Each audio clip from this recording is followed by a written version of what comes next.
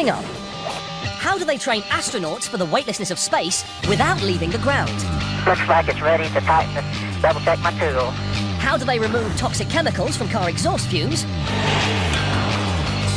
But first, how do they extinguish vast forest fires in the most inaccessible areas of the planet? We show you how on How Do They Do It?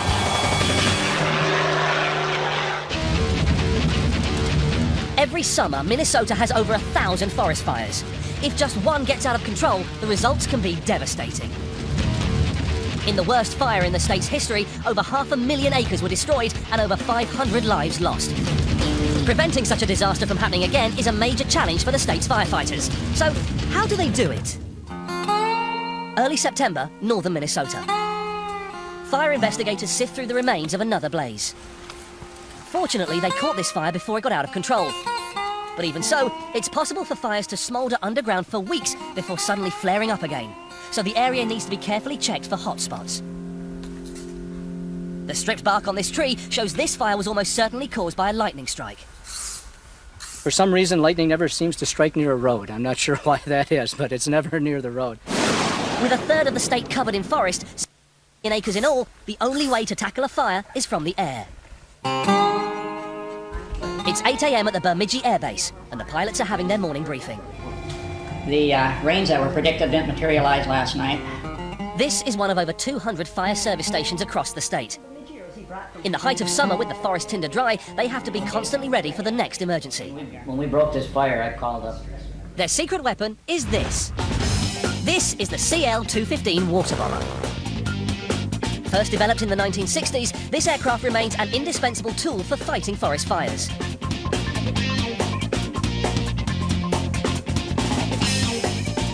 Designed to use short, unpaved airstrips and able to operate at extremely low airspeeds, the water bomber is half plane, half boat. This enables the CL-215 to fly across the surface of water, allowing it to scoop up enough to fill its tanks before dropping it on the fire. The man with the job of flying this beast is pilot Jim DePiero. The airplane's very maneuverable. It's not like when you land, you're restricted to a straight line on the water. The airplane actually can turn. You can scoop in a river, for example, and land in the river and turn around a corner. This ability has earned it the nickname the Super Scooper. Meanwhile, at the Minnesota Interagency Fire Center, over 100 kilometers away in Grand Rapids, James Robert Shaw is getting news of another fire. Air Desk, this is Jim. Can I help you? Okay, where's that located? South side of Red Lake. Okay, you're requesting one tanker and a helicopter to coordinate. Okay, we'll notify them. Okay. It's his job to coordinate the firefighting effort. Computers provide him with a detailed picture of the area, and this time, it's bad news. The wind direction is driving the fire towards a group of houses. James calls through to the airbase at Bemidji, where Mary Locke takes his call and takes down details. 9434, Township 147, range 31. Okay, we'll send them out and call you as soon as we have them dispatched. Thank you. She alerts the pilots and briefs them on the fire and its coordinates. First away is a light helicopter, which will survey the area and report back. Next, Jim and his co-pilot fire up the engines of the CL-215 and run through a series of last-minute safety checks. Switch, wire lock, undercarriage lever. Moments later, they taxi to the end of the runway, power up the engines, and take to the skies. With a range of over 2,000 kilometers, Jim is able to reach anywhere in the state from his base in Bemidji. Meanwhile, back at Grand Rapids, James is busy coordinating the firefighting effort, deciding how many planes are needed and from which bases they should fly. What we show here is where we have stationed tankers, which are in green. That'll be a CL-215. What we have in yellow would be helicopters. Once Jim reaches the fire, his first task is to identify a suitable lake. Incredibly, the CL-215 is able to pick up water from a source as shallow as 2 meters. He circles his intended pickup point to check it's free from debris. And then he begins his first run. Getting the run right demands both incredible skill and concentration.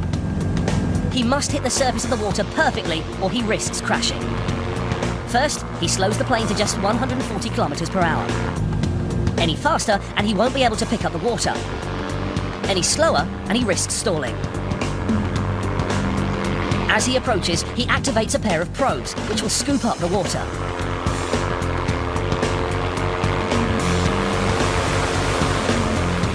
plane hits the lake, Jim must immediately throttle up the engines to maintain speed to prevent stalling. In less than 15 seconds, it picks up half its own weight in water, rapidly filling the internal tanks. At the end of the run, water pours from the overflow valves and Jim lifts off from the surface. Now Jim lines up his first water drop. He'll be at a height of just 30 meters, so he has to check for hazards like power lines. He has to fly this low to ensure his drop is as accurate as possible. But he's not aiming for the center of the fire. His target is the edge. He wants half the water to hit the advancing fire and half to hit the forest just in front of it to halt its progress. He has to time the drop perfectly. When he hits the release button, the tank doors open, sending a dense cloud of water onto the burning forest. In just one drop, he covers an area of 1,500 square meters. But one drop isn't enough to put out a serious fire like this. Now Jim must circle back and reload. They can dump onto the fire, get into the lake within less than a minute. In 10 seconds, they'll have about 1,400 gallons of water in their hoppers. So turn around, the fire is only within a mile or a mile and a half maybe of the edge of the lake. Dump on that, turn around and keep it up. The most hazardous part of any flight is the takeoff and landing. And Jim is flying constantly in this zone. He has to repeat this maneuver every 90 seconds for almost 3 hours, dumping tens of thousands of liters of water. It's tough work in difficult conditions, which demands both stamina and concentration. It pays to keep a fire like that small if you are going to suppress it. So he came in, and of course their chief advantage is they're dropping 1,300, 1,400 gallons at a pop. And here in northeastern Minnesota, where we have lots of water and many places for them to scoop, they're very effective. Finally, after 20 runs, Jim has extinguished the flames and stopped the fire in its tracks, saving several homes that lay in its path. He turns the CL-215 around and heads back to base. Another job well done. But with over 1,000 fires to tackle every summer, Jim and the Super Scooper will be back in the air on their next mission very soon. Coming up, we go for a swim with NASA's finest in the world's biggest indoor pool. And discover the secrets of the magic metal in your car exhaust. Next on How Do They Do It?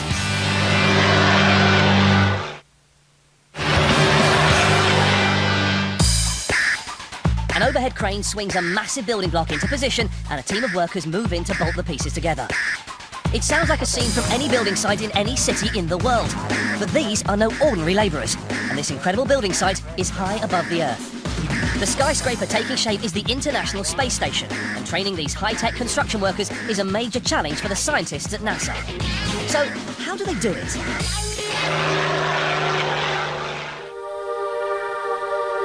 Orbiting 360 kilometers above the Earth, the International Space Station is the most construction project ever attempted.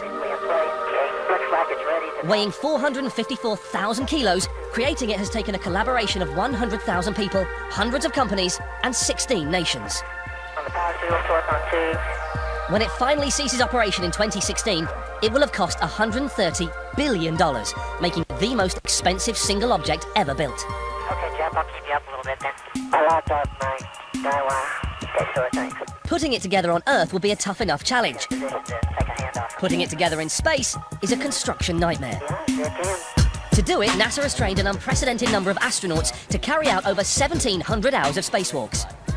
That's more than double the number of hours US astronauts have walked in space since the beginning of the space program. One of the astronauts currently preparing for a mission to the ISS is Clay Anderson. We want to do work to help prepare the station for the crews that come later.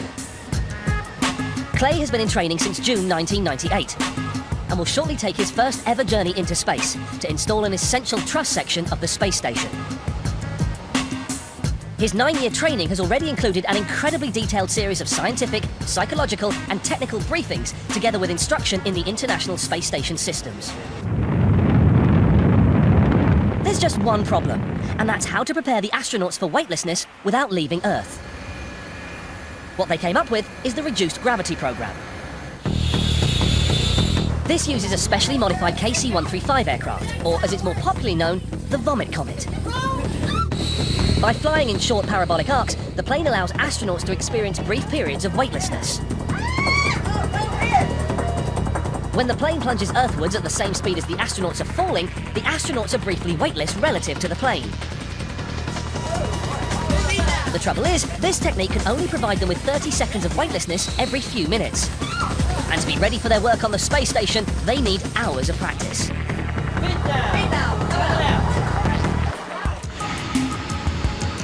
The solution is this. This is the Neutral Buoyancy Lab at Sonny Carter Training Facility near Houston, Texas. 62 meters long, 32 meters wide and 12 meters deep, and holding over 22 million liters of water, this is the largest indoor pool in the world. With over 200 employees and 60 core divers, this vast facility is the key to preparing astronauts for working in the weightlessness of space. We use the pool as part of a procedure verification. We also determine what things we needed to work on for next time, which things are the more difficult tasks, and which things are very easy, which we probably don't need to show the crew anymore. First, Clay changes into the Extravehicular Mobility Unit, or EMU. As good as you can get. This suit is carefully tailored to the demands of Clay's mission and is looked after by the EMU Training Lab. We process about 800 suits a year for various astronaut training events. The last mission, they had astronauts, when they went out to do their assembly process on the station, one of the biggest comments is that it was just like getting into... Clay and his mission partner are lowered into the water on a special rig, and their suits checked for leaks. Sometimes when we connect the gloves to the arm, what we end up getting is some thread, or it could be the LCVG gets caught in there. Clay will spend 7 hours training in the water for every hour he will spend spacewalking during his mission. In the pool, he has two-way communication capability with flight controllers several miles away in the Mission Control Center. You might not be able to just stuff them anywhere, but you'll probably find a way. Once underwater, a combination of weights and flotation devices give Clay neutral buoyancy, while many of the tools he uses are replaced with plastic equivalents to better simulate their handling in space.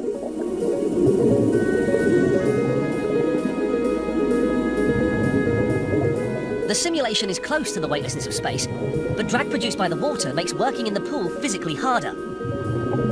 And some of the effects of gravity can't be completely eliminated. One of the things in the neutral buoyancy laboratory that's not correct is, for example, on Earth, when you stand on your head, all the blood will rush to your head. And the same thing happens in the neutral buoyancy laboratory. If we go upside down, the blood will rush to your head. Every aspect of Clay's mission is carefully rehearsed. When he gets to the ISS, he'll be part of the team responsible for the installation of a 13-meter-long strut, which will support the fourth set of solar panels due to be launched in 2008. The tools are planned, the size of the bolts are planned, the mechanisms are all planned so that astronauts wearing the suit can execute the tasks. After 7 hours in the pool, Clay is clearly exhausted, but happy with the progress of his training. Very successful. Long day, lots to do, tired hands, but it was all good.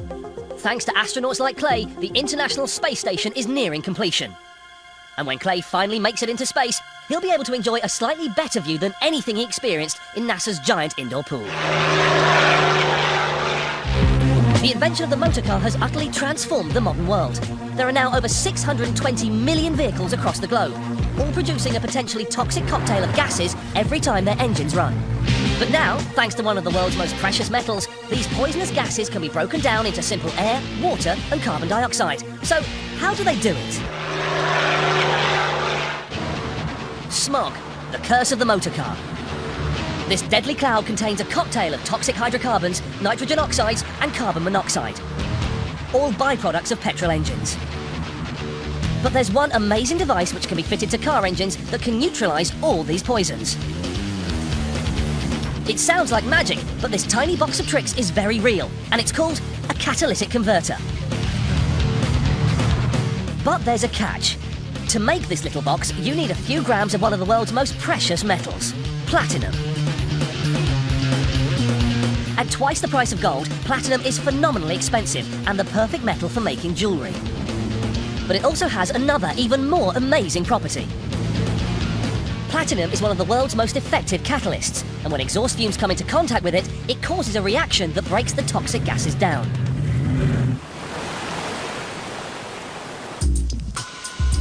The trouble is, platinum is costly for a reason. It's extremely rare, difficult to mine, and the refining process takes 6 months. To find out how they do it, we've come here to Nye, Montana. This is the home of Stillwater Mines. Here they produce 4 tons of platinum a year. 800 meters underground are 100 kilometers of tunnels, where teams of miners dig for this precious metal around the clock. But even in one of the most platinum-rich areas of the Earth, finding a seam to mine is difficult. They're never more than 3 meters wide, and so geologists must take regular samples to test for platinum and its sister metal, palladium. Once a seam is located, the digging machines move in. It's a huge operation, as mining just 1 gram of platinum means digging out a staggering 300 kilos of rock.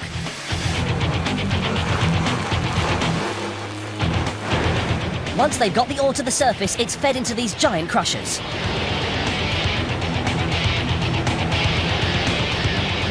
The resulting powder is then sent along a special magnetized conveyor belt to extract any iron. The next task is to mix the remaining material with water and pump it full of air. This causes the platinum to collect on top in a froth known as concentrate. The finely ground ore minerals are agitated and aerated, and the ore minerals are floated to the top of this cell and spill over the edge and concentrated. The waste minerals fall to the bottom of the cell. So far, so good. The platinum is now 300,000 times more concentrated than it was before. The trouble is, it's still only 0.1% pure platinum. And to clean exhaust fumes, it needs to be 98% pure. So the froth is dried and packed into cakes ready for the next stage. Here, the powder cakes are thrown into a furnace to burn off most of the other elements, leaving just the tiny amounts of metal, copper, nickel, palladium, and most valuable of all, platinum. To stop the metals fusing together as they cool, the molten mixture is showered with cold water, causing it to shatter into fine particles. But that's as far as they can go here. Now that the platinum is reaching a valuable concentration, they ship it off to another facility several thousand kilometers away. Unfortunately for the inmates of Sea-Wing, we can't tell you where this plant is. Its location is top secret. It belongs to Johnson Matthey, who produce 1/3 of all the catalytic converters in use around the world, around 35 million last year. The job of this plant is to separate the platinum from other less valuable metals. They do this by using a series of chemical processes, which eventually result in a 98% pure platinum salt.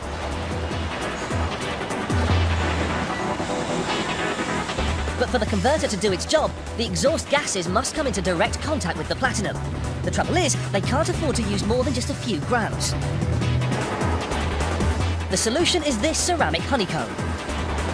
Though it looks small on the outside, on the inside it has a surface area the size of a football pitch. To coat this surface, the platinum is first suspended in solution and then poured onto the honeycomb to form a layer just a few molecules thick. Then the honeycomb is fired to activate it. The end result is an almost magical device, capable of converting poisonous exhaust fumes into clean air, water, and carbon dioxide. So if the love of your life offers to buy you something made from platinum, it might be they're more concerned about looking after your lungs than winning your heart.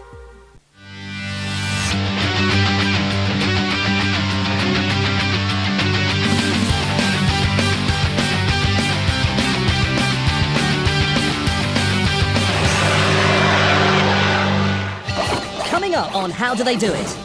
How do they produce the incredible metal behind the fastest plane ever made?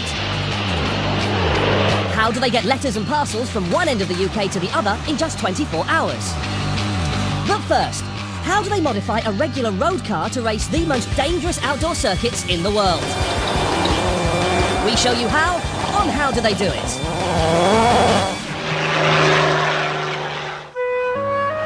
This is the tranquil county of Cumbria in the north of England. It's the perfect spot for a relaxing walk. Except not today.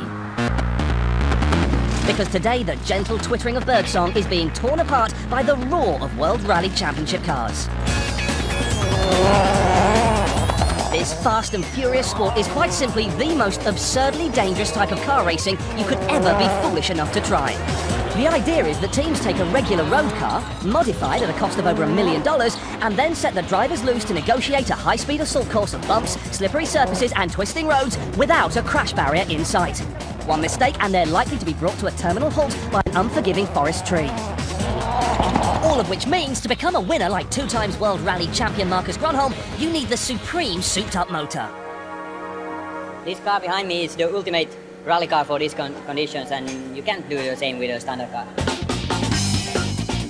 For Marcus's team, M Sport, every World Rally Championship event poses a unique set of engineering challenges, with races on gravel, tarmac, and even snow. One example, you can be minus 40 degrees in Sweden or Norway, or you can be up to sort of 40 degrees in Turkey, Cyprus, Greece, somewhere like that.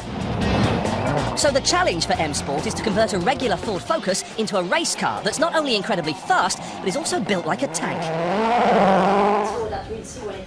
Here at the team's headquarters in Cumbria, the first problem facing the design department is to create a body that is both light and yet tough enough to withstand the demands of off-road racing. The team begin with the regular body shell and then set to work with oxyacetylene torches and hammers to modify it. The first task is to fit a tough roll cage and internal struts to provide extra crash protection. Having made the body shell safer with the roll cage, the next job is to reduce weight by stripping out any unneeded components. So out comes the car radio, cigarette lighter and furry dice. And any essential components they can't just throw away are remade using lightweight aluminium instead of the regular steel. The trouble is, as the car gets lighter, its increased power can cause it to lose grip. So to improve aerodynamics and downforce, they add a new, larger rear wing and redesign all the body panels. The wings give us a lot of downforce, and downforce puts more vertical load on the tyre. So thanks to that we've got more side grip and we can go around the corner faster. And in order to ensure the engine transfers all of its power to the road, the team also completely redesigned the transmission.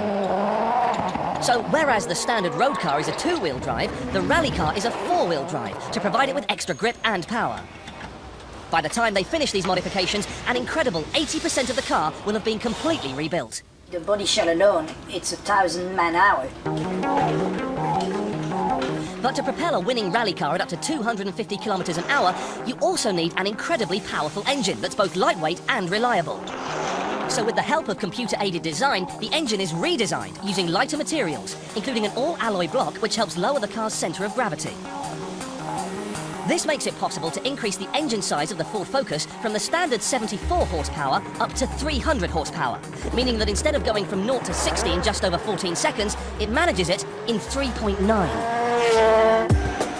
To ensure maximum reliability, every part has to be manufactured with extreme precision, particularly the gearbox, which must transmit the power of the engine to the wheels and survive a serious thrashing from the driver. If the tolerances are wrong, then the gearbox doesn't work as it should. Gets hot and goes bang. The only loud noise they want filling their ears is the sound of a perfectly tuned engine. We'll just warm it up and then we'll do a spot check at 5,000. If any of the components in this car fails, it could mean the end of the team's multi-million-dollar championship dreams. So here in the dynamometer testing department, 25 sensors monitor exhaust gases, temperature, noise and vibration to spot any potential problems.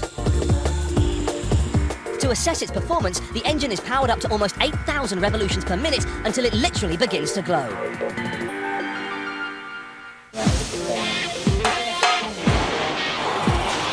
Finally, this hand-built car is assembled in something nearing operating theatre conditions. But all this technology on its own is not enough to produce a winning rally car. There's one vital ingredient we haven't mentioned yet: the team. They are very special people. They're people who are prepared to work. You know, if they have to work 24 hours, they'll work 24 hours. M Sport have 180 full-time employees, 55 of whom travel to every event to work on the cars. And most important of all is their driver, Marcus Grunholm. It's up to Marcus to test drive the car and provide vital feedback to the designers and engineers to allow them to fine-tune it before the next race. When you're going really fast, the car is of course going sideways, but it's not the quickest. Quickest is really neat and just with a good line. That's the best for the stopwatch. So once they have Marcus's feedback, the team set to work with the spanners and begin swapping components such as suspension, brakes and tyres to ensure the car is perfectly set up for the race. Your suspension needs to be a lot stronger, for instance, for a very rough event like Greece or Cyprus than in relation to something like Monte Carlo or Spain, which is tarmac. In order to become a successful rally team, M Sport need to continually refine and redesign their car every time it races. Every rally, we have new parts on the car or new setup. In 2006, the team's hard work paid off when Ford won their first Manufacturers' World Rally Championship in 25 years. So it seems learning to drive like a lunatic might impress your mum after all. Just don't try doing it in her regular Ford Focus.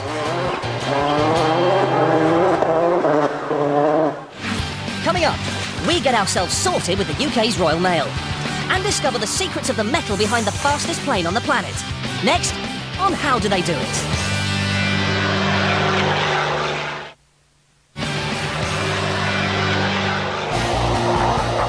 This extraordinary warplane is the SR-71, or Blackbird.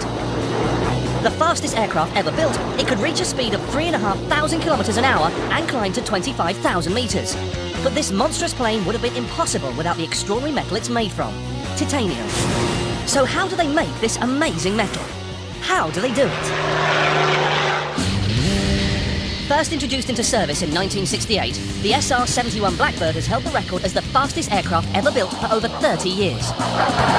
It was so ridiculously fast that if anyone fired a surface-to-air missile at it, the standard evasive procedure was to simply accelerate and outrun it. But when you build a plane as absurdly fast as this, you run into a surprising problem. The heat generated by aerodynamic friction on the plane is so extreme, if the plane were made from any ordinary metal, it would simply melt out of the sky.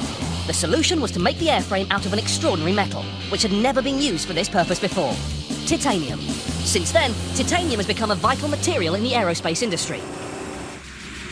Building a plane like the giant A380 or Boeing 787 demands over 70 tons of the stuff. The trouble is, whilst titanium provides higher performance than conventional materials, at today's prices, it's also 15 times more expensive than aluminium. The reason it's so expensive is because mining and refining pure titanium is an incredibly complex process which takes up to 6 months. The process begins with the extraction of titanium ore from mineral sand deposits. Mined from titanium-bearing sands around the world, these huge machines churn up sand and water and suck the mixture into a spiral plant, or wet mill. This works like gold panning, extracting the heavier black particles of titanium ore by allowing them to sink to the bottom. This ore is then further purified at the dry mill, where an electrostatic separator is used to extract the ilmenite ore from other trace metals. But titanium-bearing ores of rutile or ilmenite have a maximum purity of just 60%, and often much less.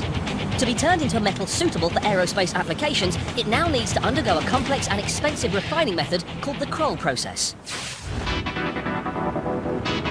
Here at Henderson in Nevada, specialist firm Timet produce 20,000 tons of titanium products every year. The process begins by first turning the titanium ore into a gas. That's done by heating the ore to 1,000 degrees Celsius and adding chlorine gas to form titanium tetrachloride, known to the scientists as tickle. As it cools, the tetrachloride is collected as a liquid. Now they need to separate the titanium and the chlorine. This is the really expensive part of the process. Because to separate the titanium and chlorine, they have to introduce another expensive metal, magnesium. They heat the combined magnesium and titanium tetrachloride mix to between 800 and 900 degrees Celsius for 4 days, causing it to react with the chlorine and separate it from the titanium. Once this is complete, the hot vessel full of titanium is craned over to another furnace. Here, a vacuum is created in the hot vessel, which draws off any magnesium chloride. What's left is this, pure titanium, but full of holes, so it's called titanium sponge. The problem now is to turn this sponge into a usable metal ingot. The first step is to break the sponge up into smaller pieces. That requires some heavy crushing power. The freshly crushed granules are then sent along a conveyor to be tested for quality and ensure that there are no flaws. So they take a selection of granules into the lab and carefully inspect them using chemical testing and computer analysis. Once the men in white coats are satisfied with the quality of the granules, the titanium is ready to be turned into solid ingots. This first involves taking 150 kilograms of granules at a time and pouring them into a tube called a compacting press. A plunger is then forced down the tube, and using 6,500 tons of pressure, it squeezes all the metal granules into a half-round compact block. These compacts are then welded together into a round form and melted down in a vacuum to turn them into an ingot. Now all they need to do is turn these blocks into usable metal forms. To do this, they first need to soften the metal so that it can be reshaped. So the blocks are heated in a furnace to a phenomenal 1,168 degrees Celsius, the temperature at which titanium becomes malleable. These glowing metal sections are then removed from the furnace by a series of robotic pincers and then fed into an absolutely monstrous mechanical press. This fearsome beast uses thousands of tons of force to slowly compress the metal rod blow by blow. And after what can be hours of concentrated compression, products such as titanium sheets begin to take shape. Finally, after a process of further heating, cutting and polishing, the titanium sheets are finished. These sheets, together with a variety of mill products, will be shipped to aircraft manufacturers around the world and used to make many of the major components, including jet engines, landing gear and airframes. Thanks to this amazing metal, which revolutionized aircraft technology when used in the Blackbird, modern planes are now lighter, faster and more fuel efficient than ever before. And all of this incredible technology began with a simple grain of sand.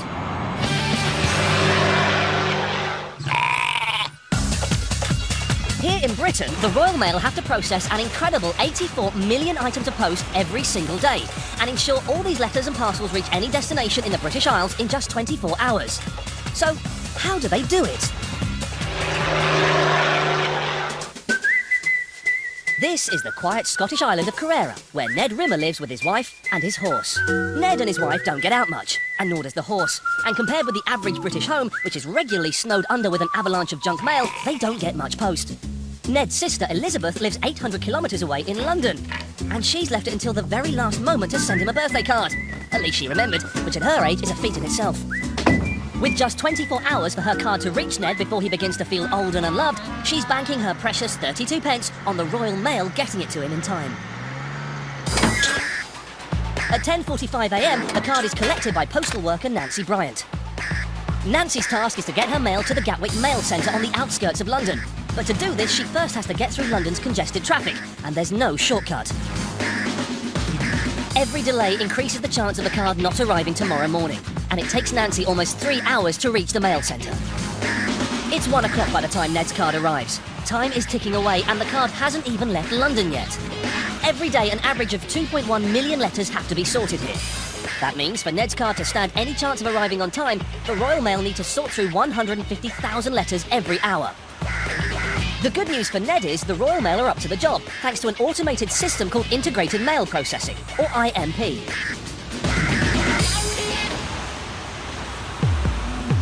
Here at Gatwick, this state-of-the-art system sorts thousands of letters into their correct destination slots. The first task is to weed out any oversized mail. That's done by Millie the Culler. This huge rotating drum consists of a series of separate fins with narrow gaps between them. These let normal-sized letters pass through, but reject oversized mail, which passes to another series of conveyors for manual sorting. Fortunately, Ned's card slips straight through and enters a dizzying network of belts and wheels.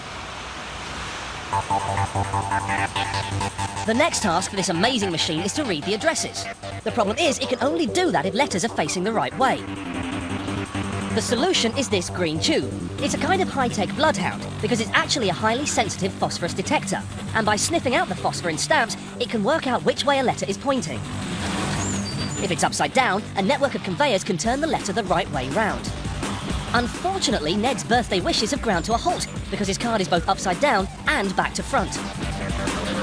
But Ned needn't panic because it takes just a fraction of a second for the conveyor to flip it over and we're off again.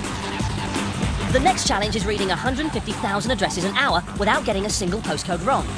The answer is a high-resolution camera that takes a digital image of each envelope. This image is sent to a bank of address interpretation computers, which can read printed and handwritten addresses and then tell the IMP where to stack the letter. Incredibly, this whole process takes just 21 seconds. Not bad when you think they call it snail mail. But the system isn't perfect. To do its job properly, the IMP needs the full address and postcode. And there are people out there who keep forgetting this basic rule. Don't let me have to tell you again. You know who you are. Of course, with a bit of human intervention, even most badly written addresses can be deciphered quite quickly.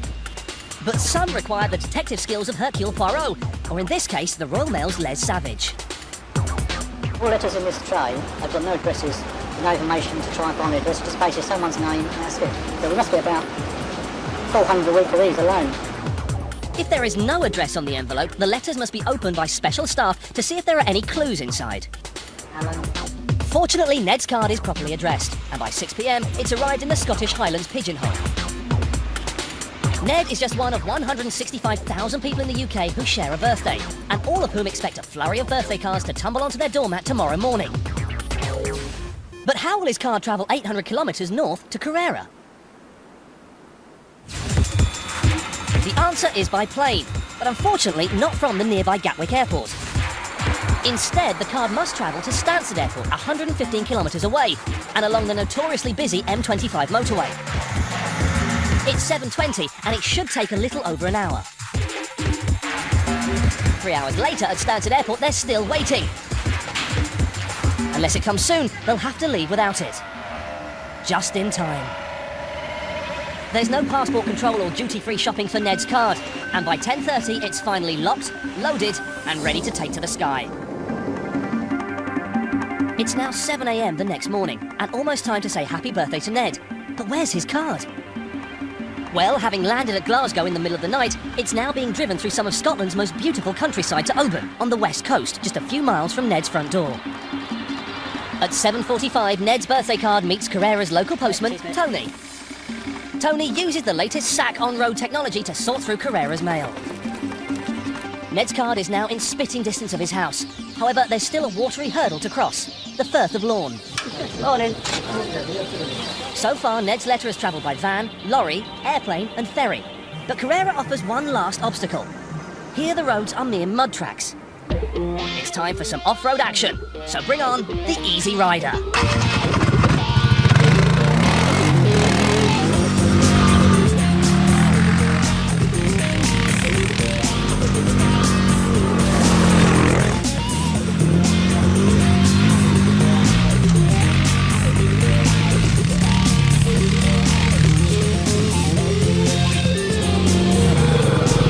And 20 minutes later, at 5 minutes past 8, Ned's card reaches its final destination.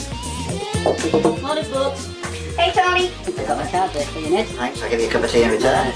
So with the help of an IMP, a plane and an off-roading postman, the Royal Mail has kept its first-class promise and delivered Ned's card in just 24 hours. Ned's delighted and a little confused to get a card from his sister, as it's not his birthday until next month. But never mind, it's the thought that counts.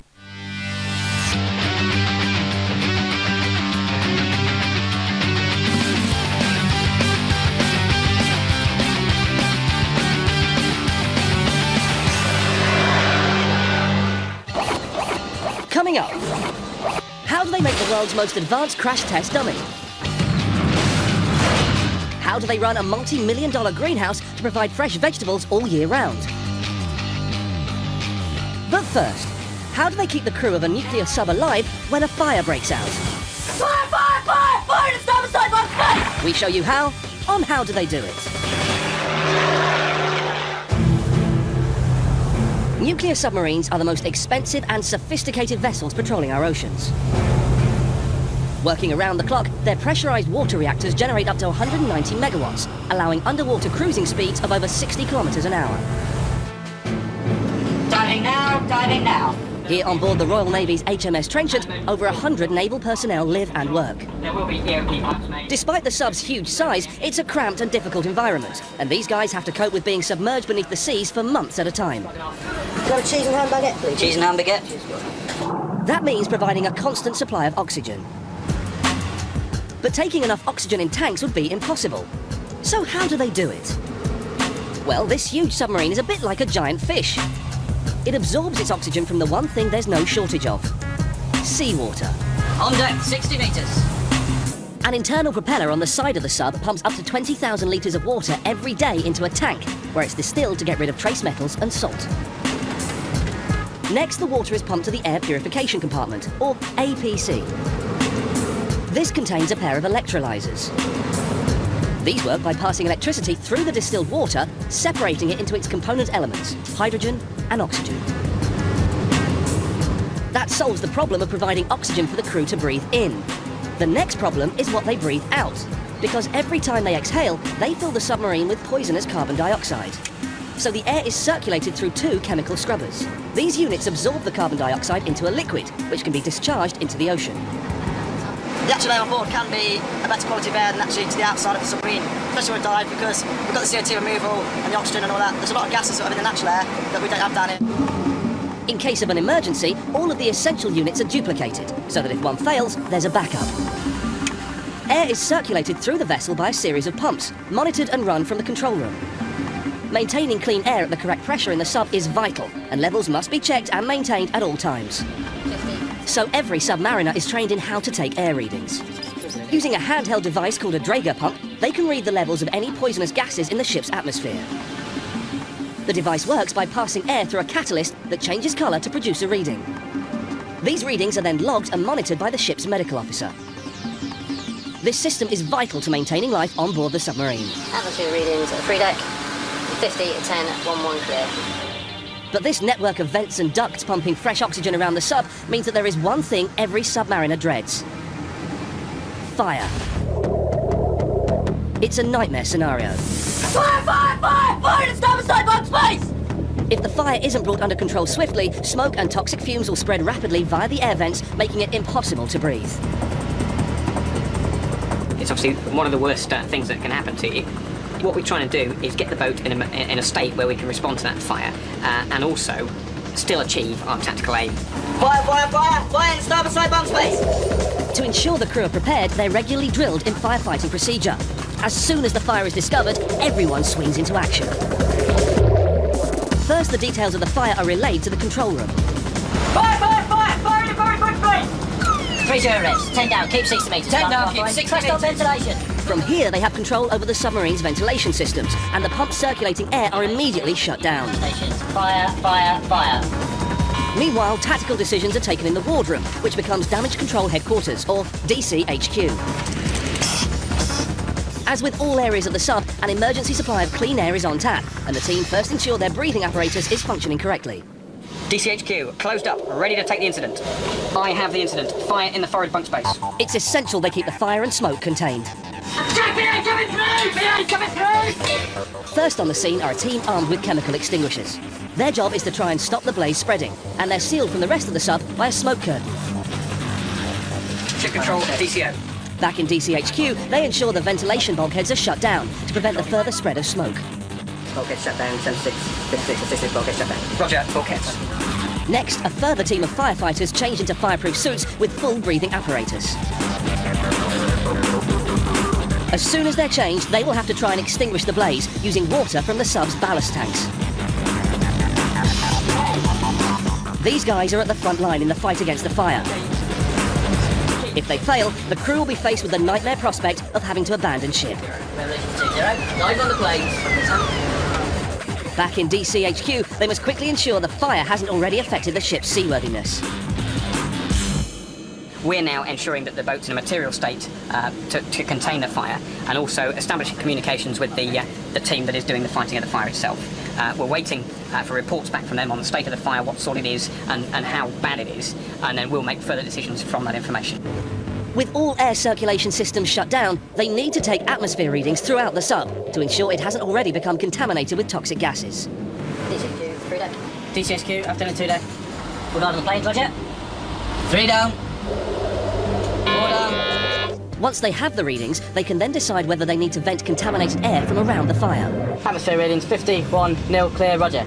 All of this has to take place while the submarine continues to remain operational and hidden.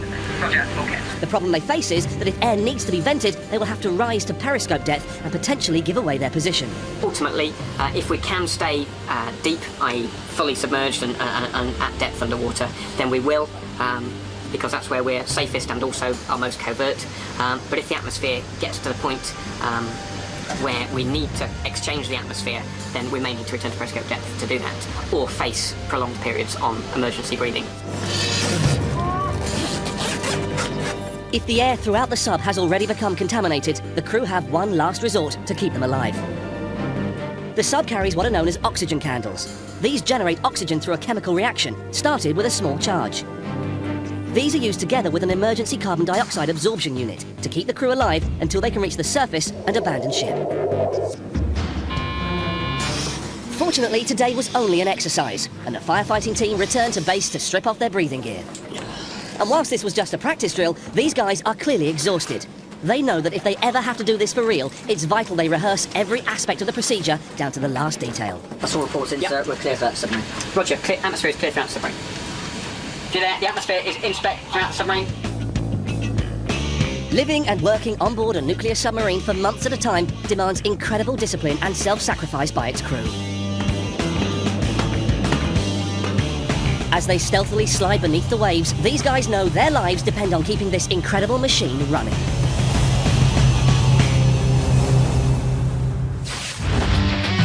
Coming up, we meet the smartest bunch of dummies in the world and find out what they're growing in this monster greenhouse.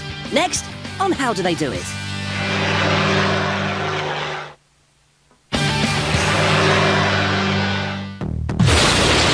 In the United States, 117 people die in car crashes every day. To make our cars safer, designers need to collect data to measure exactly what happens in the event of an accident. So, how do they create a highly sophisticated crash test dummy capable of precisely mimicking the human body? How do they do it?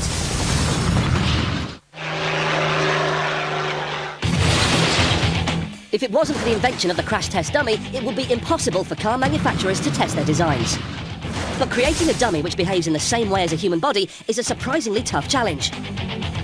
The very first test dummy was designed in 1949, but it wasn't until 1971 that General Motors developed the first standardized model, Hybrid 1.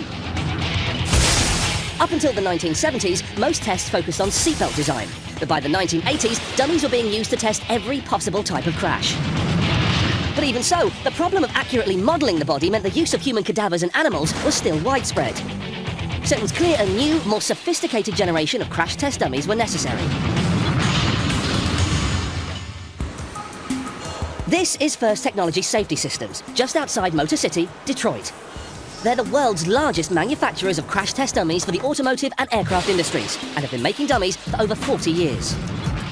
Their aim is to produce a dummy with biofidelity, meaning it exactly replicates human characteristics.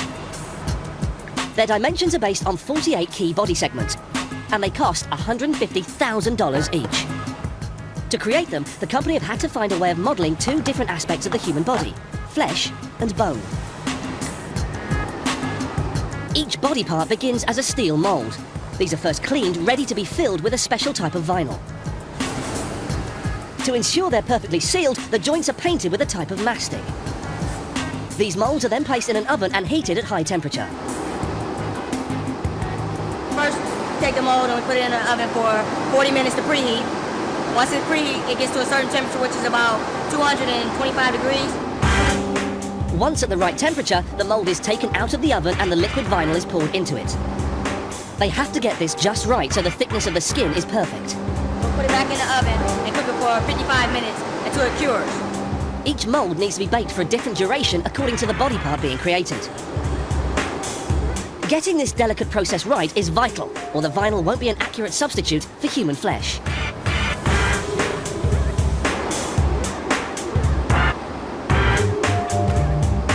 Depending on the body part being created, some sections also use a vinyl plastisol foam to simulate the crash impact on soft tissue. This is injected into the moulds until it sets before being carefully removed from the armature. The body parts then pass to a team whose job it is to hand fill holes left by the moulds and remove any excess vinyl. Once the individual body parts are complete, they're ready to be attached to the skeleton. The limbs are made from stainless steel, while 6 high-strength steel ribs replicate the rib cage. The neck and skull are created from lighter aluminium, while the lower spine is made from butyl rubber. With all the body components completed, the process of assembling the dummy can begin. The skeleton in this finished dummy will replicate the movement of 39 human joints, while areas of skin and tissue are precisely modelled by the vinyl plastisol. But a lifelike dummy is still just a dummy if it doesn't provide some clever information. Early dummies had to be attached to a computer by a network of cables. The problem was, these cables frequently interfered with the dummy's behaviour. So the latest designs have a built-in computer able to record up to 35,000 pieces of data in a 150 millisecond crash. It's full of little strain gauges. When they're under stress, they flex a tiny little bit, and the strain gauges capture that. Creating each of these gauges takes several weeks. Each dummy is typically fitted with 128 different sensors. These are able to measure forces on various areas of the body during a crash test. The next headache is calibrating them all. If the sensors aren't set up correctly, the dummy won't provide accurate information. So each dummy is put through a rigorous series of tests in this special lab. Here they test the parts of the body most commonly injured. In charge of the process is Jim Sylvester. We're testing according to certain government specs that that material or that part has to conform to. It has to have a certain force or a certain deflection in order to be passing test. First, sensors designed to measure whiplash are calibrated. The head and neck are attached to this huge metal arm, and a piece of honeycomb aluminium is fitted to absorb the impact. When the arm is released, it smashes into the honeycomb, and the flex of the neck section is recorded by the computer. The sensors measuring frontal impacts are calibrated by subjecting the dummy to repeated strikes from a 50-pound weight. This is set to an exact height, so the force of the blow is constant. Other machines test sensors in the head and the flex of key skeletal joints. Thanks to data collected from this testing, the company are now also creating detailed computer models, allowing crash test simulations to be run entirely in software. We've actually developed computer models that simulate these actual dummies that can be used so that the actual test isn't needed as much, but still very much rely on the physical measurements. Once the dummies are tested and calibrated, they're ready for shipping to car and aircraft manufacturers around the world.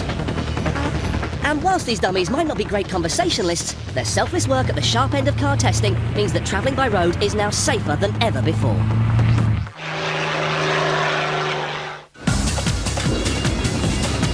A diet with plenty of fresh fruit and vegetables is essential to good health. Ensuring we get them means delivering thousands of tons to stores across the world every day. When it arrives, it needs to be in perfect condition and have been picked just 24 hours previously.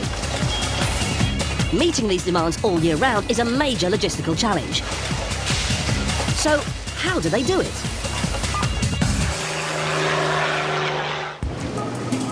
Producing all the fresh food we eat and getting it to our dinner plates before it spoils is an incredible challenge for producers and distributors. To see how they do it, we've decided to tell the story of this, the humble pepper. To ensure a year-round crop, peppers need a controlled environment. The answer is this, an $8 million greenhouse. This space-age building is nothing like a domestic potting shed. It covers an area of 40,000 square meters, the size of 4 soccer pitches. In here, temperatures of 23 degrees during the day and 18 degrees at night are maintained by kilometers of heated rails. But even with a perfectly controlled climate, conventional growing techniques won't produce perfect peppers. So inside this greenhouse, there's not a lump of soil in sight. Instead, to maximize control and purity of growth, each plant is grown on rock wool. Each of the 116,000 plants is linked to its very own computer-controlled life support system. This uses tubes to provide them with mineral nutrients tailored to suit each stage of the plant's development. But even the most sophisticated technology can't solve all the problems of growing perfect peppers year-round. Early in the season, when light is poor, the pepper plants find it hard to pollinate themselves. So bees are introduced to do the pollinating for them. The amount of seed that's set in the pepper determines the shape of the pepper and ultimately the size and the weight of it. And part of the problem that we have early season is that the peppers are smaller and misshapen without the use of the bees. Having no soil does away with soil-borne diseases, weeds, and the need for weed killers. However, there's another pest, able to live on the leaves of the plant, which, if left untreated, could eventually kill all the plants in the greenhouse. Spider mite. This is quite a large area of red spider mite damage. If you look on the lower leaves, you can see them crawling around. Fortunately, once again, nature has the answer. This time in the form of an army of hungry spiders. This is a little spider, and it will hunt down the spider mite and it will eat it. This greenhouse produces nearly 6 million peppers every year. So picking them and ensuring they get to our local store within 24 hours is no small task for a team of 10. Up to 98% of the quality control takes place during picking. But those that get through still have many more hurdles to overcome before they make it to the store. Once the peppers reach the nearby processing plant, they're put through a series of rigorous screening measures. First, they're washed and dried. Then they're sorted again, so only the very best continue. Men in white coats then test samples to guarantee every one of these peppers is perfect. Basically, we're testing for the sugar content of the pepper. Now, this is measured in what we call degrees Brix. So the higher the level, then the sweeter the pepper is. 7.2 on that one. With the taste quality assured, the peppers are then graded according to size. What we're also checking for, in terms of just general quality, is the overall shape of the product to make sure it's a nice even shape. This one's got 4 lobes, so it's almost a perfect example. Once separated, they're packaged and labelled. Just over a dozen hours after they were picked, the peppers are loaded onto a waiting lorry.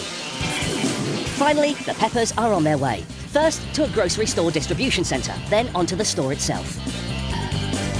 So the next time you pick up some peppers from your local store, bear in mind the high-speed journey they've made to your shopping basket and eat them fresh, rather than leaving them forgotten at the bottom of your fridge.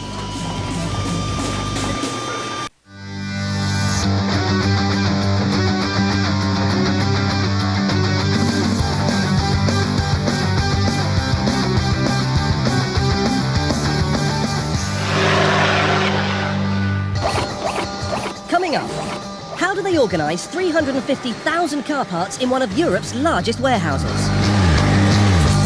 How do they build a boat to navigate the swamplands of Florida?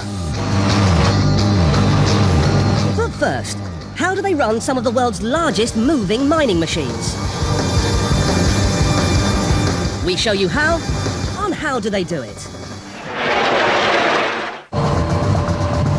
At 1,750 tonnes, you might think this mining excavator is huge, and you'd be right. But it's only half the size of this machine. Weighing 8,600 tonnes, this behemoth is one of the biggest diggers in the world.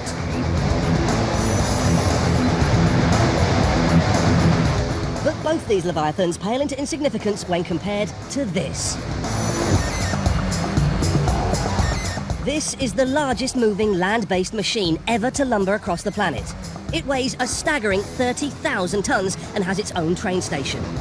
Yet incredibly, it takes just a handful of people to run this monster, and between them, they produce up to 90,000 tonnes of coal every day. So, how do they do it? A country the size of Germany needs a lot of electricity. And here in the northeast of the country, this vast state-of-the-art power station, called Schwarze Pumpe, or Black Pumps, supplies enough for over 2 million households.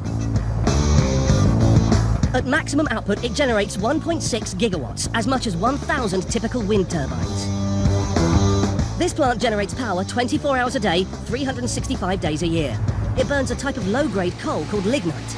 This valuable fuel provides Germany with 30% of its electricity needs.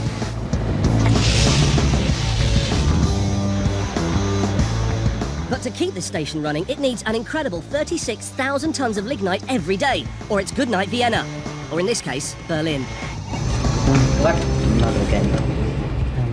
So to make sure they get it, they've built the power station next to the mine. This is the Velzo Sud open cast mine. About 20 million tonnes of lignite are mined here every year. But there's a problem. All the lignite is buried under as much as 130 metres of sand, gravel and clay. To uncover the lignite, you first need one of these. This is the SR6300. This beast weighs 8,600 tonnes and is the third biggest digger in the world. It's operated by just one man, Bernd Lehmann. Das ist mein Bagger. As a boy, Herr Lehmann wanted to drive a fire engine, but then one day he saw this, and it was love at first sight. The digger is powered by a 30,000 volt supply of electricity. Its huge bucket wheel is driven by 3 700 kilowatt motors, powering 18 scoops. These rotate on a 17-metre long arm capable of shifting 14,000 cubic metres every hour.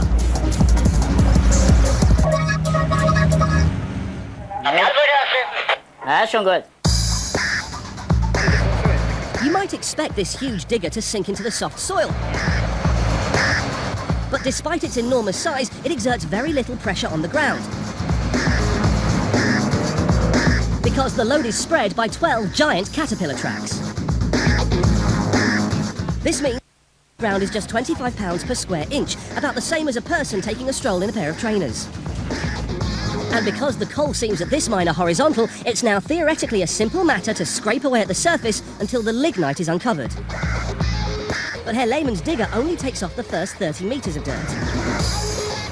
For the next 70 metres, German technology came up with something much bigger.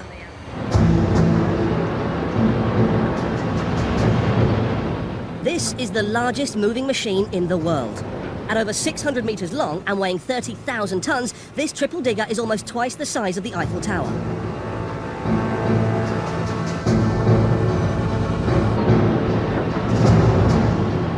Its job is to expose the lignite in a valley 400 meters across, using 3 powerful bucket chain excavators linked together by a huge conveyor bridge.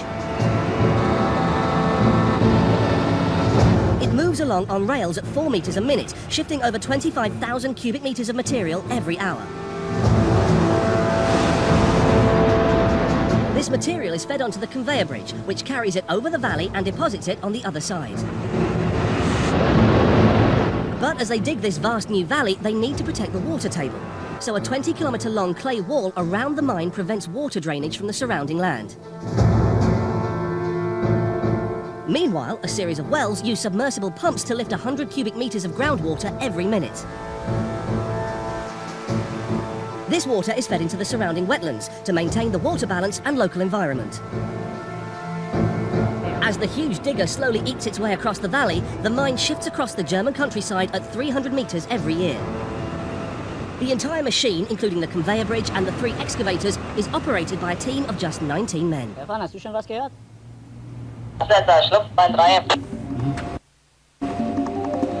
Dozens of meters down, meanwhile, the efforts have been worthwhile. The valuable seam of lignite is finally exposed. So this is lignite. It's about 15 million years old.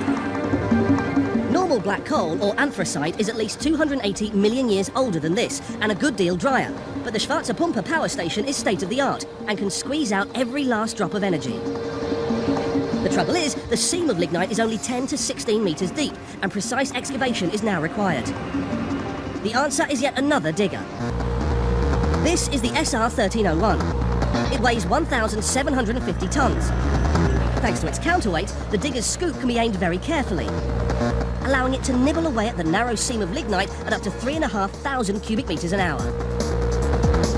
The problem now is that we're over 90 meters down in an artificial valley, about 10 kilometers from the power station. So, how do they get the coal out? If the coal were to be transported in trucks, it would need over 1,000 of them. So instead, the coal gets dumped onto another conveyor belt and ferried to a nearby train.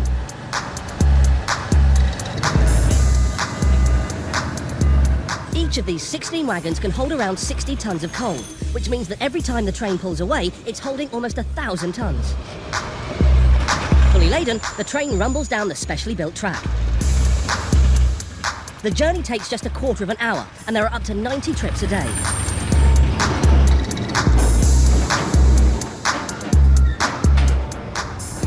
Once it pulls into Power Station Central, the whole load is dumped into a chute under the rails. The problem now is that the lignite is a soggy, low-grade coal made from compressed peat, and when it comes out of the ground, it's more than 55% water. So first, the lignite is dried and crushed into a fine dust. This dust is then mixed with air and injected into special burners, where it heats several thousand meters of water pipes to create steam.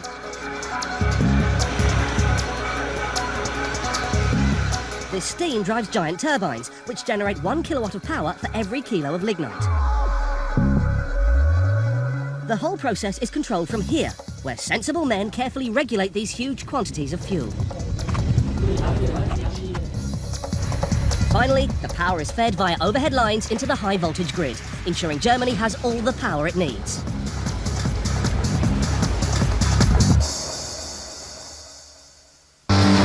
Coming up, we explore the Florida swamps in an extraordinary airboat and meet the robots in charge of one of Europe's largest warehouses.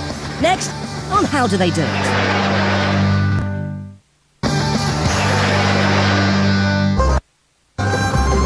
The swamplands of Florida are some of the most amazing unspoiled wilderness in the world. But negotiating terrain as inhospitable as this without becoming an alligator's lunch means designing and building a unique lightweight airboat. So, how do they do it? The swamps of Florida are home to over 1 million alligators. These ancient creatures can weigh 350 kilos and grow to 4 meters long, with jaws capable of generating over 6,000 pounds per square inch.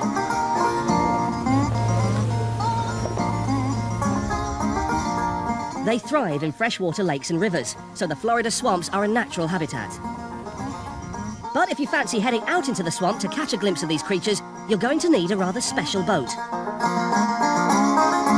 What you need is one of these. This unique high-powered airboat can move over both land and water and is used not just by tourists for alligator watching trips, but also by the police, coast guards and environmental protection agencies. To find out how they make them, we've come here to Panther Airboats. If you're after a custom-designed airboat, this is the first stop in town.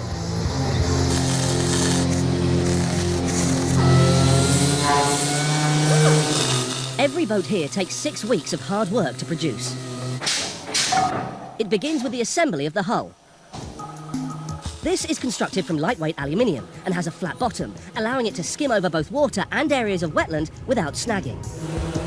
They start by shaping the component parts before Nelson assembles the flat aluminium hull. Next, it's the turn of Arnold and his brother, who set about preparing the exterior. First, they rough up the surface to reduce glare, before applying a polymer finish to the base that gives it protection when skirting land. And it also looks great, as Arnold explains. Turns out real good, man. They put the cages, the motor, and you know, it's just a process of everything. Yeah, it's cool, man. I enjoy it. With the hull complete, the boat is ready to be fitted with seating and engine mounts. As the swampland is full of high reeds and vegetation, the welded steel seating rig is designed to be as high and as robust as possible. Hey, it's not coming apart. I promise you that. The next problem is powering the boat. A conventional outboard motor will become tangled in the shallow swamp, so instead the craft has 2 large propellers. Spinning at up to 6,000 RPM, inches behind the pilot's head, they're fitted with a large prop guard for protection. The only part of the boat not custom built is the engine. In charge of fitting it are the boatyard's fanatical team of petrolheads. The doctor said its engine's running good. Normally open them up unless we have a problem, but when we do run them, we like to hear it just to make sure they didn't leave anything loose there at the factory. You never know. It's a ZZ572, 620 horsepower.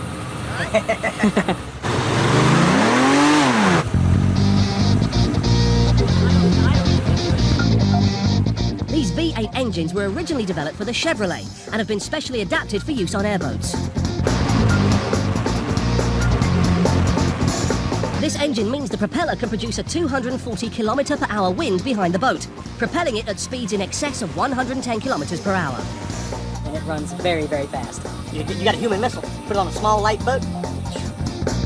Unlike any other airboat, Jay is particularly proud of the counter-revolving propeller system. This design reduces torque, keeping the boat level and increasing thrust.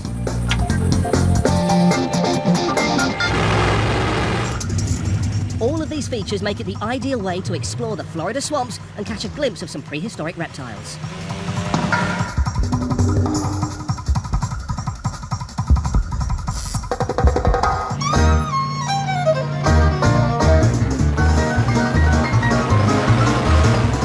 Thanks to this boat's amazing amphibious properties, you can enjoy exploring this incredible landscape and keep a safe distance from the alligators.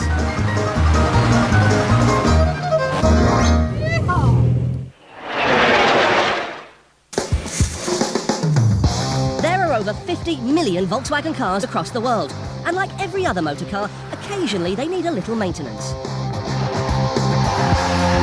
So how on earth do Volkswagen supply all the spare parts needed to keep all their cars on the road? How do they do it?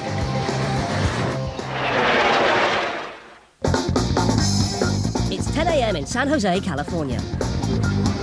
Here at one of Volkswagen's many outlets, dealer Bob Lewis has an emergency on his hands.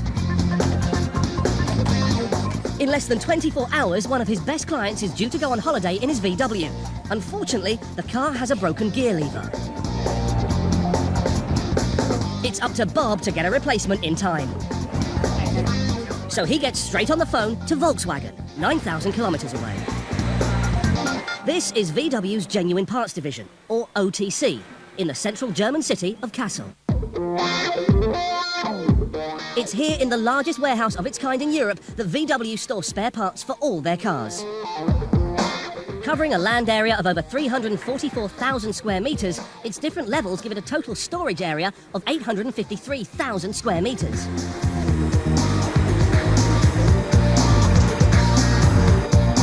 And thanks to some extraordinary machines, this vast facility is able to dispatch 18 million parts around the globe every year. The first major challenge for the OTC division is locating the right part when orders come in. If they're to keep their 24-hour commitment, the parts have to be found quickly. But this warehouse is home to more than 350,000 spare parts, from the smallest screw to the largest engine for every Volkswagen model produced in the past 15 years. So VW have installed an automated network of robots that can find any individual item and bring it down to the dispatch area.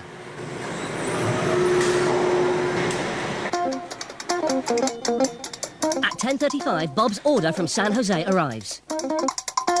The gear lever he needs has a unique number and barcode.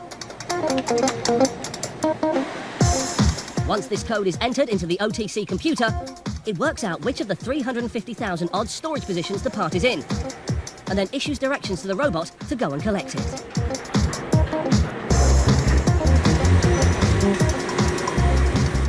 The problem now for the OTC computer is to get the robot to the right position.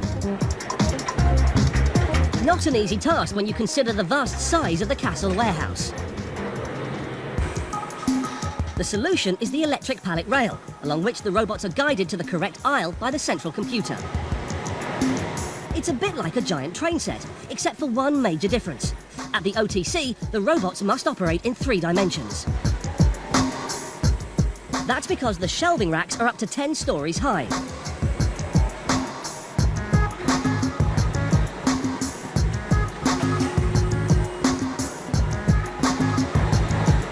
So, having found the correct position in the aisle, the robot must then reach upward to collect the item. And that's the challenge facing the robot lifter sent to collect Bob's gear lever. The part is 38 metres up on the top row of aisle 157. In order to reach it, he's fitted with a mechanical platform, which uses a series of hydraulics to enable it to extend right to the very top.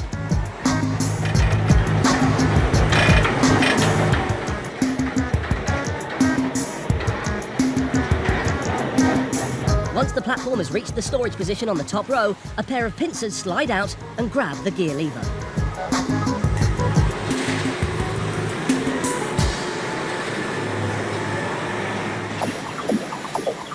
It's now 11 a.m, less than half an hour since Bob's order came in, and the clever OTC robots have already found the right part. But the lever is still 9,000 kilometers away from Bob's showroom in San Jose. So the next challenge is delivering the part on time. The delivery robot brings the part to the dispatch area, where it's boxed and labelled.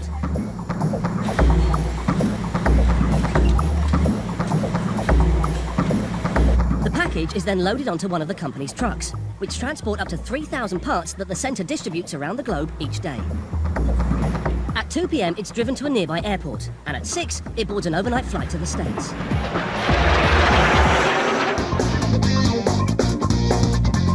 The following morning in San Jose, and Bob Lewis is eagerly awaiting that special delivery. And to his relief, the package turns up bang on time. Thank you so much. Have a good day. His customer is happy and ready for his holiday, and Bob's reputation is intact. And it's all thanks to the most high-tech product distribution service in the world.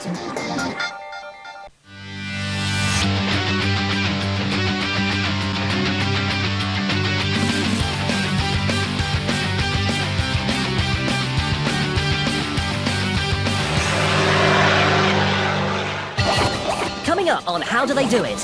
How do they transport a massive steel turbine halfway around the world? How do they make a fireproof suit to protect racing drivers when it all goes wrong? But first, how do they decode the valuable data contained in black box flight recorders? We show you how on How Do They Do It? When TWA Flight 800 exploded in mid-air just off Long Island on July 17, 1996, it caused the death of all 230 people on board. It was the subject of the longest crash investigation in civil aviation history. Eventually, thanks to essential information recovered from the aircraft's flight data recorder, the cause of the crash was revealed. So, how do they retrieve and analyze the data on an aircraft's black box? Bearing 313 altimeter 2, send the pressure on the 150 24 Angels 9. Jim Cash of the National Transport Safety Board in Washington, D.C. has a tough job. When there's an airplane accident, it's down to him to make sense of the data recorded by two vital pieces of equipment: the flight data recorder, known as the black box, and the cockpit voice recorder.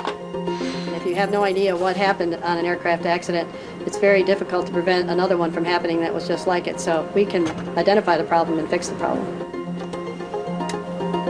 Modern flight data recorders cost upwards of $15,000 each. By law, they must record 88 separate elements of a flight, including time, airspeed, heading, and altitude. Most modern boxes, however, are capable of recording over 1,000 individual data streams. Meanwhile, the cockpit voice recorder uses a continuous loop of magnetic tape that completes a cycle every 30 minutes, so it has the last half an hour of sound from the cockpit. Both of these boxes are typically painted orange and are equipped with an underwater locator beacon. This beacon is activated when a sensor comes into contact with water and will send out a signal every second for 30 days. But to be of any use to air accident investigators, this intricate technology needs to survive some of the worst accidents known to man. The box is designed to withstand an impact 3,500 times its own weight.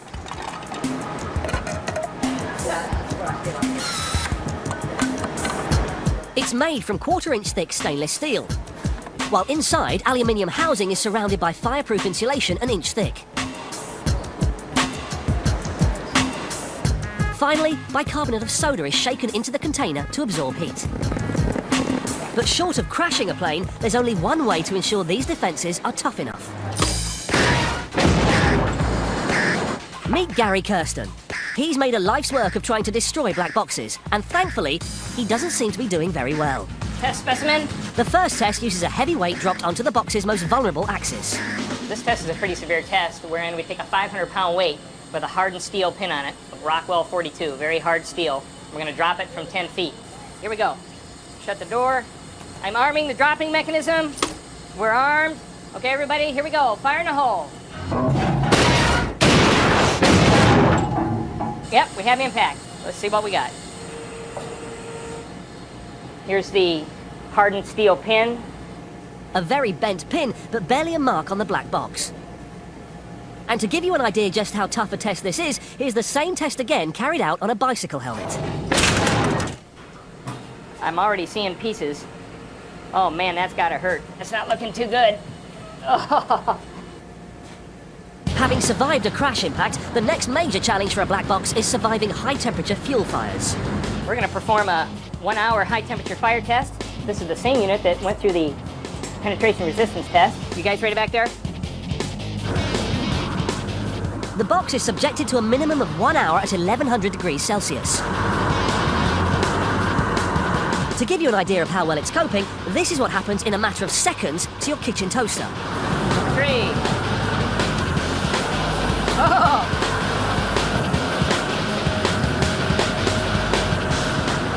Let's put this thing out before the fire department comes. Yeah! Unlike the toaster, the crucial data chips in the black box have survived becoming toast. This is what the circuit card looks like after a fire test. You see the flex print is all burnt and charred and melted off, but the card itself that has the important data on the memory chips is in perfect condition. Back at the National Transport Safety Board, Jim can retrieve the data from the box by plugging it into his computer. For more severely damaged boxes, the memory chips inside can be removed using a heat gun and read from directly. Meanwhile, damaged voice recorders often have to be cut open to retrieve the valuable magnetic tape inside. Thanks to Jim's analysis of this simple piece of tape, investigators were eventually able to discover the cause of the TWA Flight 800 accident.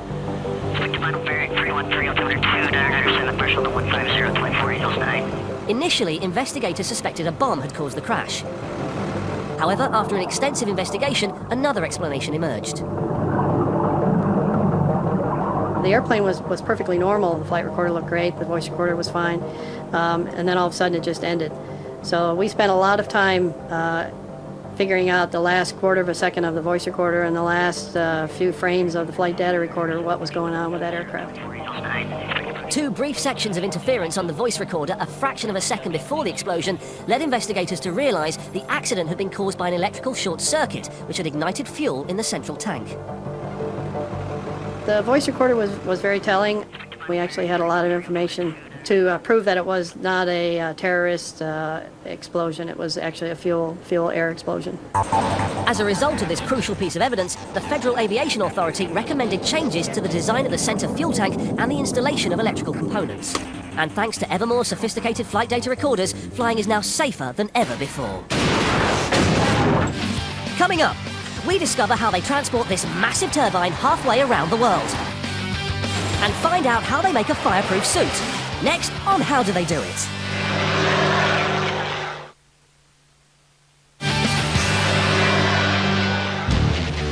Here in the blistering heat of the Arizona desert, this huge turbine inches its way towards the power station where it will be installed. To get here, it's had to travel halfway around the world from a small city in Italy. So, how do they transport this massive load 10,000 kilometers? How do they do it?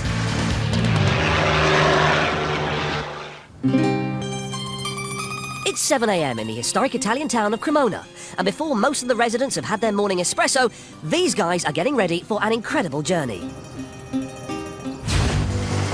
This 570-ton turbine has just arrived from the factory in Milan.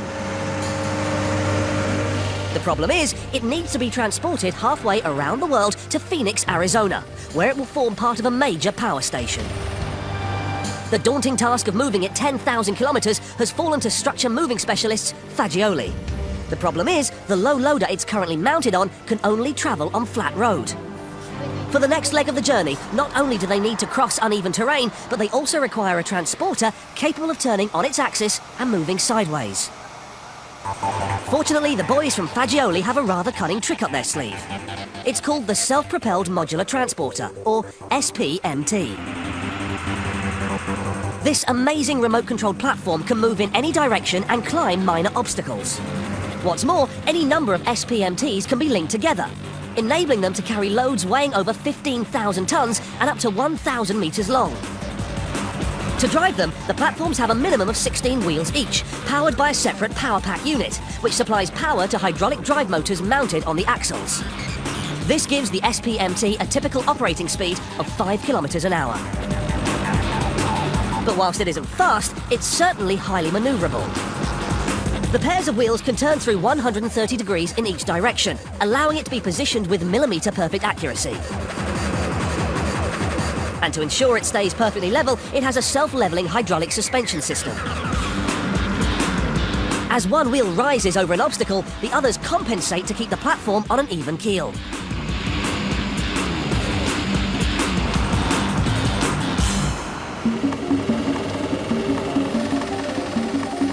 The challenge for the boys at Fagioli now is to remove the huge turbine from the delivery lorry and lower it onto the SPMT.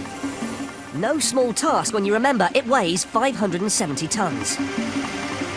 First, the turbine is slowly positioned underneath a huge overhead gantry, which will support its weight whilst the brace is removed. Next, 2 custom-made steel cradles are placed under the turbine and are attached to the gantry using chains. With the turbine's weight close to 600 tons, the team have had to link together 6 individual SPMTs to support it. This new 96-wheeled vehicle needs to be positioned with pinpoint accuracy. Too much weight on one side and it could tip up and shed its precious load. So a series of plumb lines are used to ensure it's precisely positioned. Once the team are happy, they begin to slowly lower the turbine.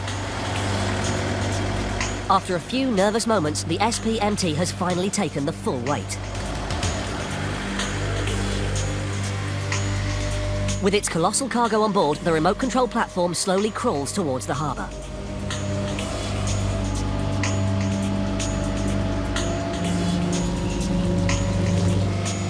The team must now tackle the most difficult and dangerous part of the entire operation, loading the turbine onto a 150-metre-long barge. But with the turbine weighing nearly 600 tonnes and the SPMT a further 110, the team know that they're working right at the limits of what the barge can take. If they've got their calculations even fractionally wrong, there could be a disaster.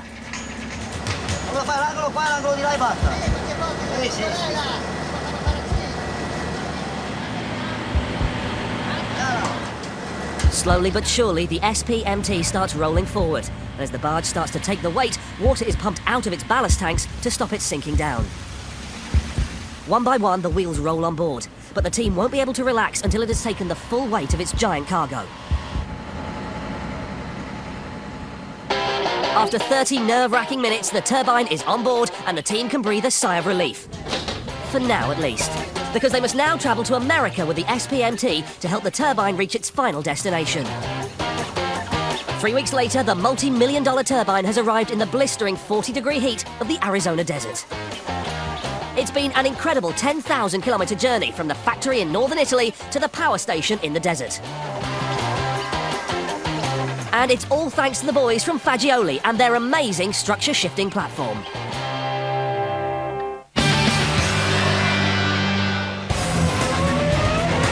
If you want to be a racing driver, you need to be supremely fit and incredibly brave. In order to succeed, you need to push your car to the limit. And that means sometimes you're going to push just a little too far. Fortunately, thanks to advances in manufacturing, cars are now tougher than ever before. And drivers regularly walk away from accidents which once might have proved fatal. But with gallons of highly explosive fuel feeding their engines, there's one risk every driver fears: fire. So how do they protect drivers when it all goes horribly wrong? How do they do it?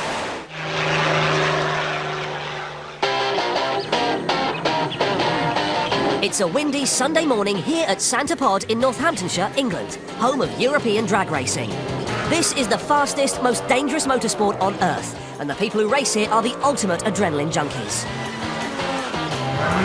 One of the teams here to test their car is Fire Force.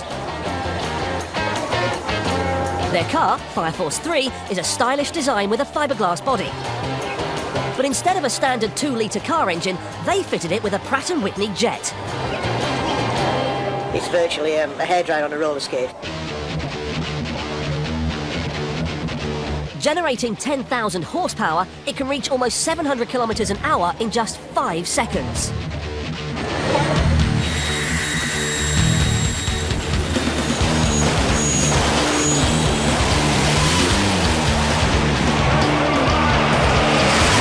It's so fast, it requires a pair of parachutes to slow it down.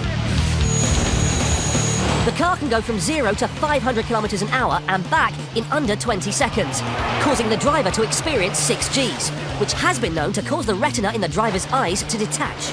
All motor racing is dangerous whichever way you look at it. You've got a couple of dangers: A, the amount of fuel you carry, and B, the temperatures everything runs at. All of this means that when things go wrong, they go wrong fast. In November 2006, at the Flame and Thunder event at Santa Pod, Fire Force Mark 1 exploded into a fireball.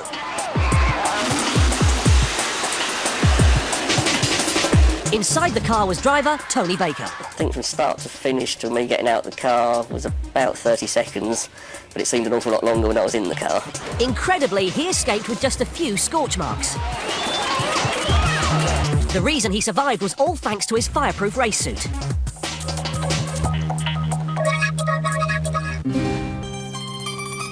To find out how they're made, we've come here to Turin in Italy. This ancient city is home to one of the world's biggest suppliers of racing suits, Sparco. Each suit takes an average of 2 days to complete and can be tailored to the individual driver.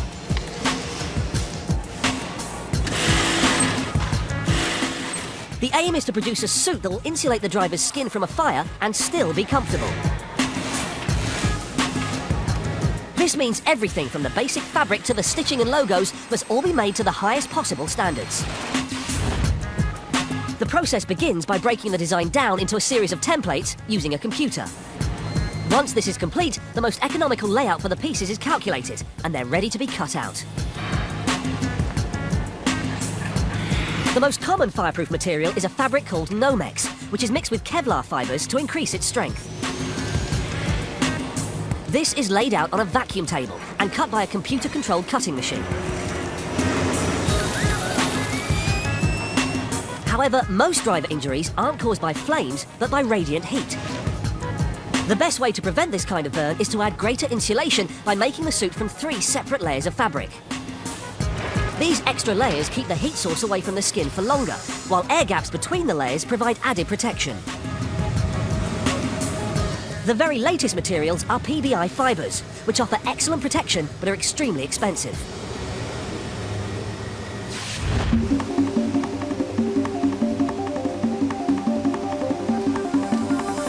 Once the layers of the suit are complete, they're ready to be stitched together with fire-resistant thread.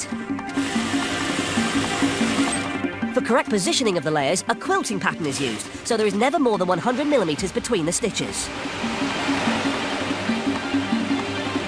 And to ensure the drivers look extra cool, here in the high-tech embroidery lab, the suits are finished off with some great-looking logos. These are created on a computer, which feeds instructions directly to over 100 embroidery machines.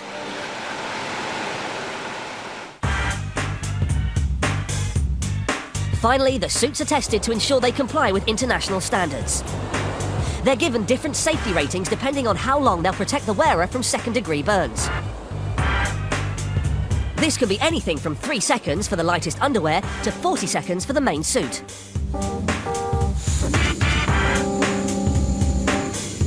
They must also demonstrate that no holes are caused by the flame.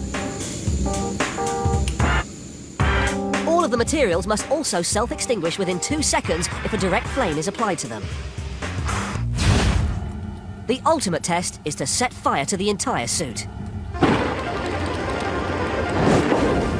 Gasoline burns at a fierce 1800 degrees Fahrenheit. But incredibly, after 30 seconds, this suit is barely scorched. Fortunately for Tony Baker, he was wearing a fireproof racing suit when disaster struck Fire Force in 2006. Everything we wear is fireproof. It's designed to do its job, and it did it perfectly. I never felt any heat. He was able to step away from this spectacular accident with nothing more than a lightly charred suit. I've only seen a handful of major incidents, and I think Tony's one of the most spectacular I've seen, and obviously he just walked away from it. And when he blasts down the track in Fire Force 3, he can rest assured that however crazy drag racing might be, he's been sensible enough to wear the best possible protection should anything go horribly wrong again.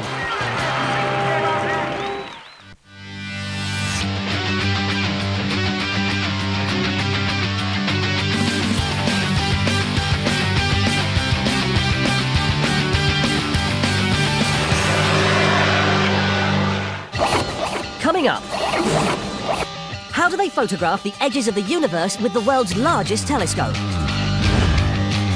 How do they produce non-lethal weapons which stun without killing? But first, how do they design and manufacture the largest jet engines in the world? We show you how on How Do They Do It?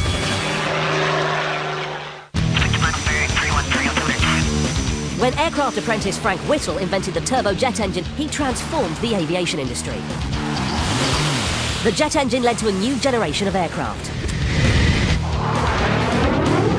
Experimental planes smashed through the sound barrier, soaring to speeds of 3,500 kilometers an hour. Modern jet engines have to be precision engineered to withstand the stresses they operate under. To find out how they do it, we're going to one of the most famous names in jet engine manufacture. This is the Rolls-Royce turbine blade manufacture and test facility in Derby, England. Rolls-Royce is one of the largest manufacturers of jet engines in the world and is at the forefront of engine design. The principle behind all jet engines is to generate thrust by creating a high-speed exhaust. To do this, a series of fan blades at the front of the engine sucks in huge volumes of air. This air is then pressurized by a series of compressors before being released into the combustion chamber. In the combustion chamber, the compressed air is mixed with fuel and ignited. The explosion of hot gases are fed via a turbine before blasting from the rear nozzle as a high-velocity jet. This jet of hot gas propels the plane forward.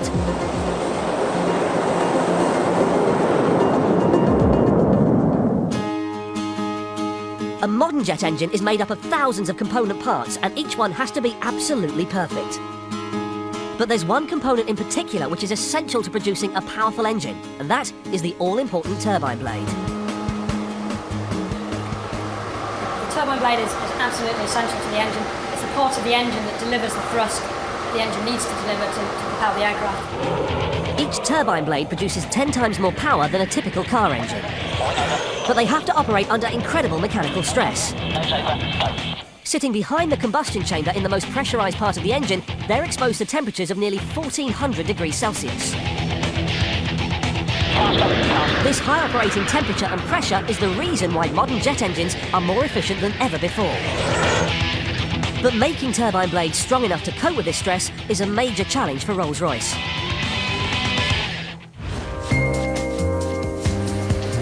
Each blade is first designed using a CAD program. To survive the intense operating conditions, the blade will need to be manufactured to within minute tolerances. So Rolls-Royce employs some very clever techniques. The CAD design is first turned into a wax mould. This mould will be used to create a blade from a nickel-based super alloy. The mould will allow for a process known as single crystallization. Most metals are made up of numerous crystals. But by making the metal monocrystalline, it will cope with higher temperatures.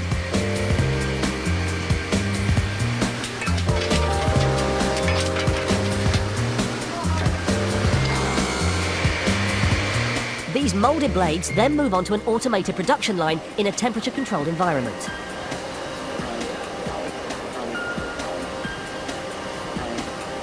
The next job is to begin the delicate task of shaping the blades.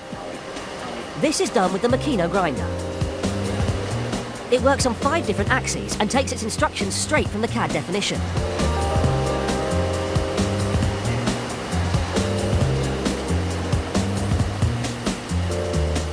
To ensure it's cut the blade to the correct specification, it uses a CMM, or coordinate measuring machine.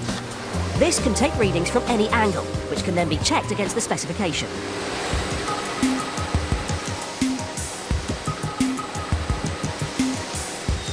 Once operational, each turbine blade will have to withstand huge pressures, so they must ensure it stays firmly in place. Its root has to be ground down to give a fir tree shape. It's this special root shape which will anchor it in position inside the engine. To allow each turbine blade to self-cool while the turbine is running, minute holes as small as 310 microns in diameter are made along the length of the blade. To make such small holes, they use hollow brass electrodes to cut into the nickel alloy.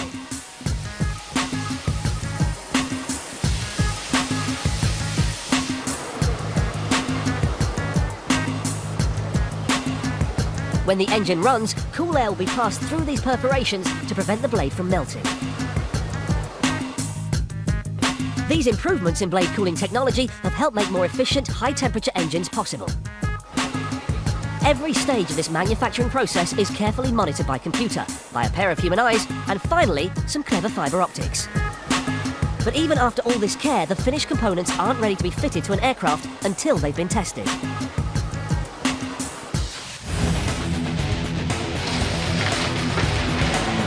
Using a specially designed building with a cavity wall over 3 meters thick, every engine is tested to full thrust. This gives the engineers a complete profile of the engine's performance without ever leaving the ground. Today they're testing a Trent 1000 engine. 3, 2, 1, start. This 5th generation engine delivers up to 75,000 pounds of thrust and will be used on the new Boeing 787. The aircraft, I believe, is entry into service in 2008. It's aimed at the Beijing Olympics, so we have to get our engines ready for that moment, if not well before. But they don't just test for reliability. Every year there are over 10,000 bird strikes in the US alone, so it's essential the engine can cope with this and keep running. Only if the engine can remain operational will it gain its certification from both the European Aviation Safety Agency and Rolls-Royce.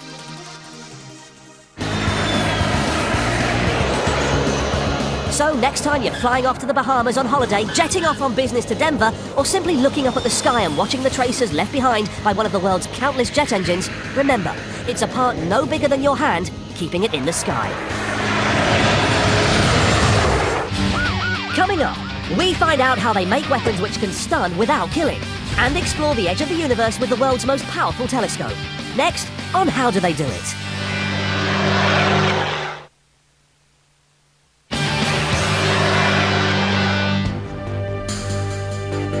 Space. Since the beginning of time, mankind has been staring up at the stars and wondering what's out there. Unfortunately, boldly heading off in a starship to find out is still the stuff of science fiction. So, how do scientists explore the distant reaches of our galaxy? How do they do it? Early evening, Colorado. The Boulder Astronomy and Space Society are setting up for a night stargazing. These days, even amateur astronomers boast some pretty impressive pieces of kit. Thanks to computer-controlled servo motors, these telescopes can track the moving night sky, while their large refracting mirrors enable them to magnify the heavens 200 times. These telescopes will give you an impressive view of the moon and the planets. That's right here. But if you want to explore the distant reaches of the galaxy, you need something like this. Arizona's Large Binocular Telescope. This is the largest, most technologically advanced telescope ever built. It can produce images over 10 times sharper than those from the Hubble telescope. It's so powerful that if there was a football floating in space 6,500 kilometers away, it could not only see it, but read the maker's name on the side too. This incredible device is designed to look at the very edge of the universe. A mind-boggling 12 billion light-years away. It took 20 years and $120 million to design and build, a process which meant overcoming some major engineering challenges. The man in charge of ensuring its success was Technical Director Dr. John Hill. The tricky part is you have to understand what the astronomers want, and then you have to figure out what the engineers can build. And the astronomers always want lots more than the engineers can build, or more that you can afford. The biggest problem with observing distant galaxies is that very little light from them reaches us on Earth. So the first thing they needed to build was a huge surface to collect that light. What they came up with was not one, but two giant mirrors. Each of these mirrors has a diameter of 8.4 meters, giving the telescope a combined light collecting area of 111 square meters. This means it can collect more light than any other telescope, and 1 million times more than the human eye. So whilst the night sky looks dark to us, through this telescope it's illuminated by billions of stars. Thanks to their shape, the mirrors focus the light they collect, producing an image with 5,000 times magnification. You maybe at home have binoculars that are called 7 by 50. That means their magnification is a factor of 7, and their lens diameter is 50 millimeters. Well, these are 5,000 by 8,400 binoculars. But when you use a mirror to magnify light, even the slightest blemish on its surface will scatter the light, causing the image it produces to be blurred. So the challenge for the team behind the Arizona telescope was to produce one of the flattest mirrors ever made. That job fell to the University of Arizona Mirror Lab in Tucson. Here they make the smoothest mirrors in the world. Their first problem was that an 8-meter solid glass mirror would weigh over 80 tons. So instead, they use this honeycomb mold, which is just as rigid but reduces the weight to just 18 tons. This mold is then filled with blocks of borosilicate glass, better known as Pyrex. They use this kind of glass because it hardly expands or contracts with changes in temperature. The glass and mold are placed in a furnace and heated to 1,180 degrees Celsius. At this temperature, borosilicate glass has the consistency of cold honey, just right for filling a honeycomb. The mirror also needs to be gently curved to focus the light from those distant galaxies. The solution is to turn the mirror into a parabola shape by spinning the glass inside the furnace to make it thinner in the middle and thicker at the edges. The glass is then cooled and polished before the final reflective aluminium coating is added. This coating is so thin, it takes just a few grams of aluminium to cover the entire surface.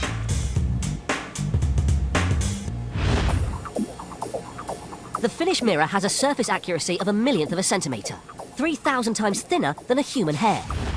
Which means even if it were as big as the United States, any unevenness on its surface would be less than a centimetre. The final image is produced by computer, which creates these amazing snapshots of distant galaxies. Astronomers hope this will allow them to search for Earth-like planets, which until now have been too small to detect.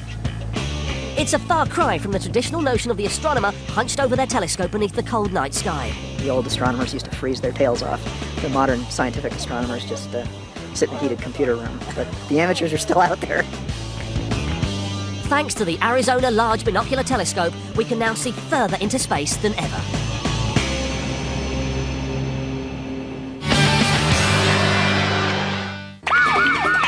When it comes to crime fighting, cops increasingly have to tackle violent criminals. Put your hands in the air! Get away from me! Put it down! So how do police bring dangerous suspects under control? Stop the fight! Drop it! How do they do it?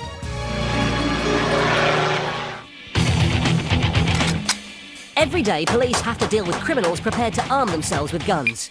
To bring them under control without resorting to guns themselves, the police are increasingly relying on a new generation of less lethal weapons. Meet Sergeant Kevin Orcutt. Here in Thornton, Colorado, Kevin is responsible for developing a non-lethal close-quarters weapon known as the OPN, or Orcutt Police Nunchucker. So if you go ahead and get control here like you're trying to control him, and I'm going to come in here, get control here, down, down, down, down, down. What we want to do is gain control of these individuals without having to use a lot of impact or a lot of tactics that might injure. We want that low profile. The OPN has been adopted by over 200 law enforcement agencies in the States and is designed for control during arrest or self-defense against an unarmed attacker. It's specially designed so that, unlike its Chinese cousin, it won't be breaking any bones. It's a plastic version, a polycarbonate version, has a grip surface, nylon cord that stretches and gives, and the plastic parts actually bend, okay? Come with me, sir. Come with me. The OPN is a significant advance on the truncheon, but is only suitable for use with an unarmed criminal. Get out. For dealing with armed assailants, the police are turning to another technology. Put your hands in the air! Here at Pepper Ball Technologies Incorporated in San Diego, they produce a weapon which can disable people using pepper. Pepper works by attacking the mucous membranes in the throat, nose and eyes, causing discomfort and confusion. It's long been used in the form of a spray, but the problem with pepper spray is that you have to get close to the suspect. The answer is specially developed pepper balls. These are filled with pava, an extremely hot pepper derivative.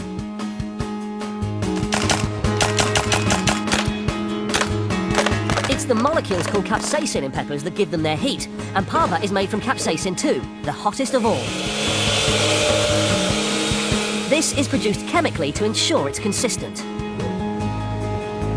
The next problem is creating the outer shell.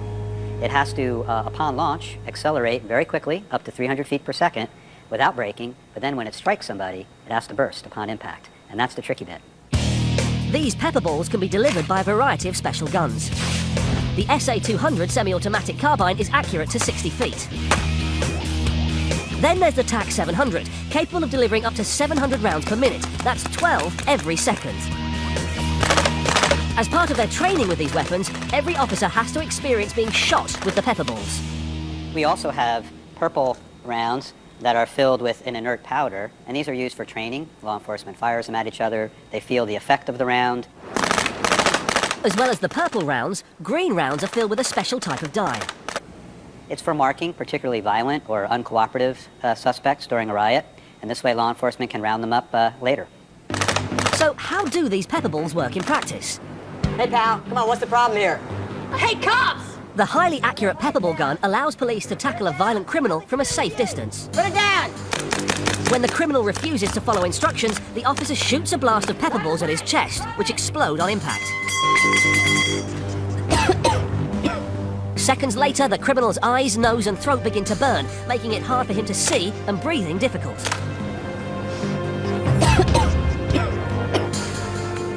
Fortunately, because the capsaicin 2 is the same as that found in nature, it can be metabolized by the body, so it doesn't do any permanent damage. But if you need to stop an assailant instantaneously, there's one more device in the armory drawer.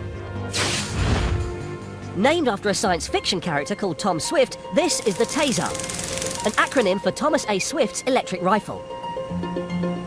There are two versions, the M26 for the military and this one for the police. Okay, this is the Taser International X26 Taser. The Taser works by sending a pulse of electricity across a pair of metal prongs, which disrupt nerve and muscle function. It will deliver 50,000 volts downrange to the target individual, causing the muscles to cramp up, and therefore the person should not be able to fight us anymore, and we'll be able to take them into custody. Taser, taser, taser. With a maximum range of 10 meters, it uses a dart that can penetrate 2 inches of clothing and is even effective on someone wearing body armor. We don't have to worry about, chemicals in the eyes. We don't have to worry about the bruising from the impact munitions. So it's been a godsend for us. Down, down, down, down, down. Thanks to this new generation of non-lethal weapons, the police have some formidable new tools in their fight against armed criminals. Put it down! Drop the pipe!